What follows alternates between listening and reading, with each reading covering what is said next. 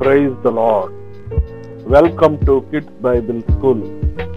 Hello kids, ఎలా ఉన్నారు అందరూ? ఈరోజు మన పాఠాన్ని స్టార్ట్ చేసుకుందామా?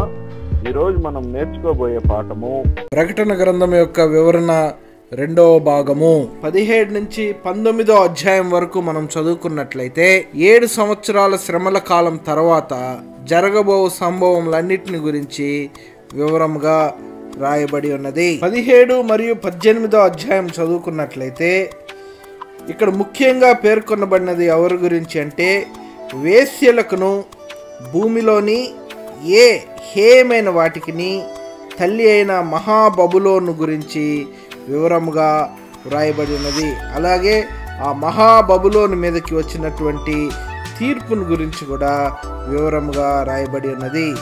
ఇది పడిపోయిన సంఘమైన మత సంబంధమైన బబులోన్ అని కూడా దీని గురించి పేర్కొనబడినది. ఇక 19వ అధ్యాయం మనం చదువుకున్నట్లయితే మొదటి పునరుద్ధానంలో పాలు పొందినటువంటి పలు గుంపుల వారి ఒప్పుకోలుల గురించి వివరంగా రాయబడి ఉన్నది. అంటే మొదటి పునరుద్ధానంలో పాల్గొన్నటువంటి మిగతా ఏ గుంపు జనాంగం అయితే ఉన్నారో వారి యొక్క ఒప్పుకోలులు అంటే వారి అనుభవముల గురించి అక్కడ మనము వివరముగా చదువుకొనవచ్చును.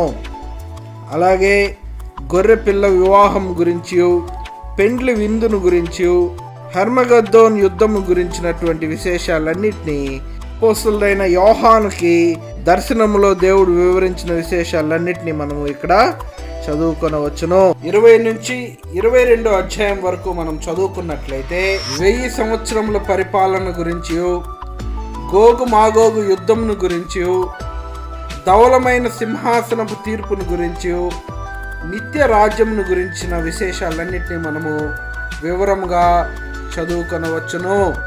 మొత్తం ఈ గ్రంథమునకు 22 అధ్యాయములు కలవు.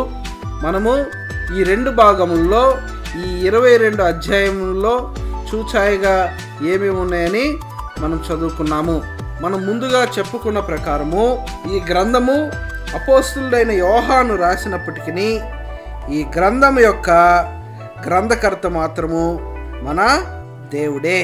ఈ గ్రంథం యొక్క మొదటి అధ్యాయం మొదటి వాక్యం మనం చదువుకున్నట్లయితే దేవుడే ఈ ప్రత్యక్షతను క్రీస్తు మూలముగా ఒక దూత ద్వారా యోహానునకు అనుగ్రహించెను అని వ్రాయబడి ఉంటుంది. అంటే దేవుడే యోహానుకి ఒక దూత ద్వారా ఆయన యొక్క ప్రత్యక్షతను ఒక గ్రంథం రూపంలో వ్రాయమని సెలవిచ్చాడని మనకు వివరంగా అక్కడ తెలుపబడినది. అపోస్తలుడైన యోహాను పద్మాసు ద్వీపమునకు బహిష్కరింపబడినప్పుడు, అనగా అక్కడికి ఒక పనిష్మెంట్ నిమిత్తము శిక్షించబడుటకు అక్కడికి వెళ్ళినప్పటికీ మరుసటి సంవత్సరము అంటే 1 సంవత్సరం మాత్రమే ఆ ద్వీపంలో ఉన్నాడని, ఎందుకంటే ప్రకటన గ్రంథము 1వ అధ్యాయము 9వ వాక్యం ప్రకారము పద్మాసు ద్వీపంన పరవాసినైతిని అని వ్రాయబడి ఉంది. యోహాను పద్మాసు ద్వీపంన పరవాసిగా ఉన్నప్పుడు ఈ ప్రత్యక్షతను అతడు పొందాడని, అయినను అతడు తాను విడుదల చేయబడిన తర్వాతనే ఈ గ్రంథమును వ్రాసనని మనము గ్రహించగలము. ఈ గ్రంథమంతయు దేవుణ్ణి స్తుతించు భాగములతో నిండి ఉన్నది. కొన్ని వాక్యములు ఆధారముగా మనము చెప్పుకొనవచ్చును. అవేవనగా ప్రకటన గ్రంథము 4వ అధ్యాయము 10వ వాక్యం నుంచి 11వ వాక్యం వరకును, అలాగే 5వ అధ్యాయము 12వ వాక్యంలోను మరియు 13వ వాక్యంలోను, అలాగే 7వ అధ్యాయము 10వ వాక్యం నుంచి 12వ వాక్యం వరకును, అలాగే 15వ అధ్యాయము 3వ వాక్యము 4వ వాక్యం చదువుకున్నట్లును, అలాగే 19వ అధ్యాయము 1వ వాక్యం నుంచి 7వ వాక్యం వరకు మనం చదువుకున్నట్లయితే దేవుడు స్తుతించబడ్డాడు అన్న విశేషాలను మనము వివరంగా చూడవచ్చును. ప్రకటన గ్రంథము 1వ అధ్యాయము 3వ వాక్యంలోను, అలాగే 22వ అధ్యాయము 7వ వాక్యంలోను, అనగా ఈ గ్రంథం యొక్క మొదటి అధ్యాయంలోను చివరి అధ్యాయంలోను ఈ గ్రంథంలో వ్రాయబడిన ప్రవచన వాక్యములను గైకొనువారు ధన్యులని మనము చదువుకొనవచ్చును.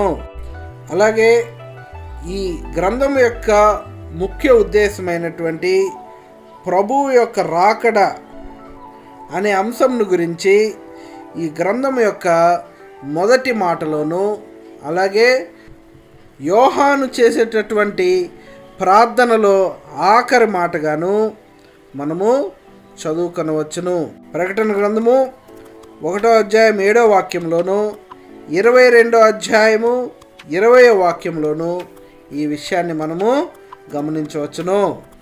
ప్రభువు రాకడను గురించి ఇంకా ఈ గ్రంథంలో ప్రకటన గ్రంథము 2వ అధ్యాయము 25వ వాక్యంలోను, 3వ అధ్యాయం 3వ వాక్యము మరియు 11వ వాక్యంలోను, 16వ అధ్యాయము 15 మరియు 16 వాక్యముల్లోను, 22వ అధ్యాయము 17 మరియు 12 వాక్యముల్లోను వివరంగా చదువుకొనవచ్చును. ప్రకటన గ్రంథము 1వ అధ్యాయము 3వ వాక్యంలోను, 22వ అధ్యాయము 10వ వాక్యం మనం చదువుకున్నట్లయితే, అనగా ఈ గ్రంథం యొక్క మొదట్లోను ఆఖరిలోను ఏమని వ్రాయబడి ఉన్నది అంటే, సమయము సమీపించినది, కాలము సమీపమై ఉన్నది అను మన కొరకు కొన్ని హెచ్చరిక వాక్యములు ఇవ్వబడి ఉన్నవి. కాబట్టి ఈ వాక్యముల ఆధారంగా మనం చూసుకున్నట్లయితే ప్రభువు రాకడ ఒకవేళ మనం ఊహించిన దానికంటే ముందే సమీపించవచ్చును. కాబట్టి ఈ వాక్యం వింటున్న మనమందరము ప్రతిదినము మనల్ని మనం ప్రభువు కొరకు సమర్పించుకొని, మనల్ని మనం తగ్గించుకొని, ప్రతిదినము మనల్ని మనం శుద్ధీకరించుకొని ఆయన రాకడ కొరకు సిద్ధపాటుతో ఉండి ఎదురు చూచినట్లయితే ఖచ్చితంగా మనమందరము ఆయన మేఘారూఢుడై వచ్చినప్పుడు ఆయన రాకడలో కొనిపోబడతాము.